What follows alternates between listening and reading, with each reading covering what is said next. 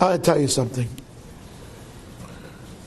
Right after World War II was over, and they liberated the concentration camps, and there was tens of thousands of people that had no family, nowhere to go.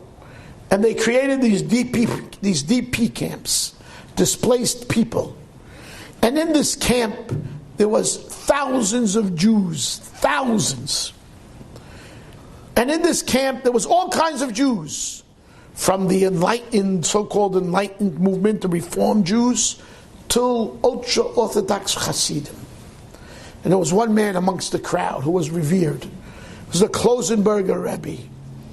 Klosenberger Rebbe, who was left for dead maybe a dozen times. He lost his whole family, and he refused to even give up on a minhag the years he was in Auschwitz. Even a minhag. And he was beaten and left for dead many times. Now they're in a DP camp, and the Rebbe was the leader of many. Many. He was middle age at the time. And guess what happens? The United States Armed Forces, a delegation comes to this DP camp and tells them that General Eisenhower is coming to visit them. Wants to see how they're faring. General Eisenhower, wow, the chief of the United States Armed Forces.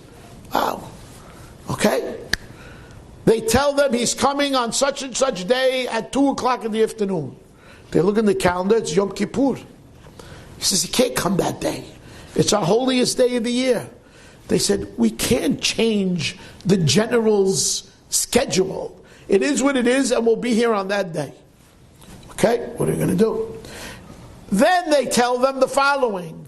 You can only have one spokesman. There will be an interpreter, but only one spokesman to speak to the general in front of everybody. No one else can speak. You'll let us know who that spokesman's going to be. Goodbye. Now, of course, many hundreds, thousands of people want the Rebbe. And the other side, the Enlightenment side, said, well, we're going to put up a man back from the Stone Ages? Old-fashioned, a Rebbe? A modern man, modern times, General Eisenhower. Fighting back and forth, back and forth, back and forth. Finally, they had no choice but to relent the Enlightenment movement. They gave in on 3 conditions. 3 conditions. What are the conditions? Condition number 1, the Rebbe is not allowed to mention God's name to Eisenhower. Condition number 2, he's not allowed to mention God's name. He's not allowed to give us any musar while talking. And to be short, because maybe if he speaks short, we'll get a chance. To have a certain allotted amount of time, maybe we'll get a chance. So they went back to the Rebbe, they told the Rebbe, this is ridiculous. These are their terms that they want. The Rebbe said, good, give it to them. No problem. Okay. Yom Kippur comes in the middle of it. They built a big platform, Erev Yom Kippur, the United States Army, for when Eisenhower comes.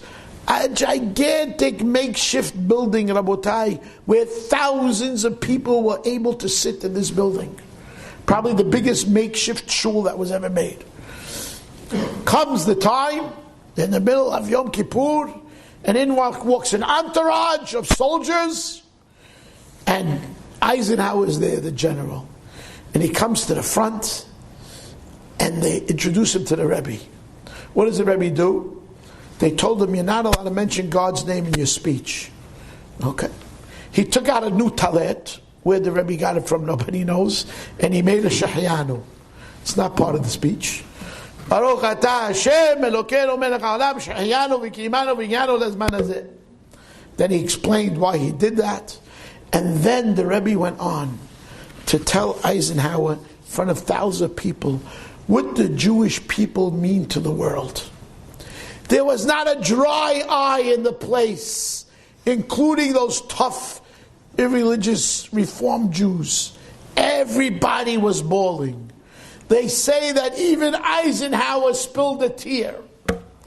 And Eisenhower says to the rabbi after they finished, Holy Rabbi, what can I do for your people? Tell me and I'll do it. You know what he told them? He said, in 4 days is our holiday of Sukkot. We need arba minim. We need lulav, etrog, hadas, arava. We can't get any here. He says, and they explained to Eisenhower what that was. That's what you need?